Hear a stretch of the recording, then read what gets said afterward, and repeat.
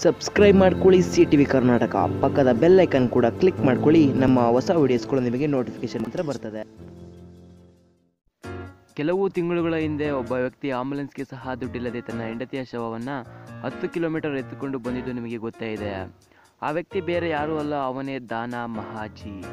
ಆದರೆ ಈಗ ಹೊಸ ಮನೆ, ಹೊಸ ಹೆಂಡತಿ, ಹೊಸ ಬಗೆ, ಹೊಸ ಜೀವನವನ್ನು ನಡೆಸ್ತಾ ಇದ್ದಾನೆ. ಆಂಬುಲೆನ್ಸ್ಗೆ ಸಹ ದುಡ್ಡಿಲ್ಲದ ವ್ಯಕ್ತಿ ಈಗ ಲಕ್ಷಾಧಿಪತಿ ಹೇಗೆ ಅನ್ನುವುದನ್ನು ನಾವು ಹೇಳ್ತೀವಿ. ಈ ವಿಡಿಯೋನ ನೀವು ಪೂರ್ತಿಯಾಗಿ ನೋಡಿ. ಈ ದಾನ ಮಹಾಜಿ ಒಡಿಸಾದ ಒಂದು ಹಳ್ಳಿಯಲ್ಲಿ ಜೀವನವನ್ನು ನಡೆಸ್ತಾ ಇರ್ತಾನೆ. ಆದರೆ ಒಂದು ದಿನ ಆತನ ಹೆಂಡತಿ ಅನಾರೋಗ್ಯದಿಂದ ಸಾವನ್ನಪ್ತಾಳೆ.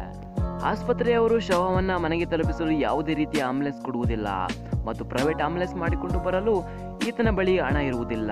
ಆದ್ದರಿಂದ ತನ್ನ ಹೆಂಡತಿಯ ಶವವನ್ನು ತನ್ನ ಭುಜದ ಮೇಲೆ ಹಾಕಿಕೊಂಡು ಸುಮಾರು 10 ಕಿಲೋಮೀಟರ್ ನಡೆದುಕೊಂಡು ಬರ್ತಾನೆ.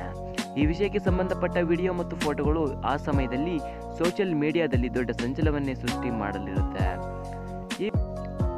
ಈ ವಿಷಯ ಇಡೀ ಪ್ರಪಂಚದ ಜನರಿಗೆ ಗೊತ್ತಾಗಿದೆ. ಅಷ್ಟೇ ಅಲ್ಲದೆ ಇದನ್ನು ನೋಡಿದ ಬಹ್ರೇನ್ ಪ್ರಧಾನಮಂತ್ರಿ ಆದಂತಹ ಬಿನ್ ಸಲ್ಮಾನ್ ಅಲ್ ಖಲೀಫ್ ಅವರು ದಾನ ಮಹಾಜಿ ಅವರಿಗೆ 9 ಲಕ್ಷ ಧನ ಸಹಾಯವನ್ನು ಮಾಡ್ತಾರೆ. ಆ 9 ಲಕ್ಷ ಜೀವನವನ್ನು ಪೂರ್ತಿಯಾಗಿ ಬದಲಾಯಿಸಿಬಿಡ್ತದೆ. ಇದನ್ನು ನೋಡಿದ ಬೇರೆ ಸಂಸ್ಥೆಯವರು ಕೂಡ ಈತನಿಗೆ ಸಹಾಯವನ್ನು ಮಾಡ್ತಾರೆ. ಅಷ್ಟೇ ಅಲ್ಲದೆ ಆತನ ಪರಿಸ್ಥಿತಿಯನ್ನು ತಿಳಿದುಕೊಂಡ ಅಧಿಕಾರಿಗಳು ಆವಾಸ್ ಯೋಜನೆ ಕೆಳಗೆ ಈತನಿಗೆ ಒಂದು ಮನೆಯನ್ನು ಕೂಡ ಕಟ್ಟಿಸಿಕೊಡ್ತಾರೆ. ಇನ್ನು ಈತ ತನಗೆ ಬಂದ ಹಣವನ್ನು ಫಿಕ್ಸೆಡ್ ಡೆಪಾಸಿಟ್ ಮಾಡ್ತಾನೆ ಮತ್ತು ಇವನು 3 ಹೆಣ್ಣು ಮಕ್ಕಳನ್ನು ಶಾಲೆಯಲ್ಲಿ ಓದಿಸ್ತಾ ಇದ್ದಾನೆ. ಮಹಾಜಿ ವ್ಯವಸಾಯವನ್ನು ಮಾಡಿಕೊಂಡು ಜೀವನವನ್ನು ನಡೆಸ್ತಾನೆ. ಸ್ನೇಹಿತರೆ, ದಾನ ಮಹಾಜಿ ತನಗೆ ಬಂದ ಸಹಾಯವನ್ನು ಸರಿಯಾದ ರೀತಿಯಲ್ಲಿ ಉಪಯೋಗಿಸಿಕೊಂಡಿದ್ದಕ್ಕೆ ಈತನ ಜೀವನ ಹೇಗೆ ಬದಲಾಯಿತು ಅಲ್ವಾ? ಸ್ನೇಹಿತರೆ, ಇದರ ಬಗ್ಗೆ ನಿಮ್ಮ ಅನಿಸಿಕೆ ಮತ್ತು ಅಭಿಪ್ರಾಯ ಕಮೆಂಟ್ ಬಾಕ್ಸ್ನಲ್ಲಿ ಕಮೆಂಟ್ ಮಾಡಿ. ಈ ವಿಡಿಯೋನ ಎಲ್ಲ ಕಡೆ ಶೇರ್ ಮಾಡಿ.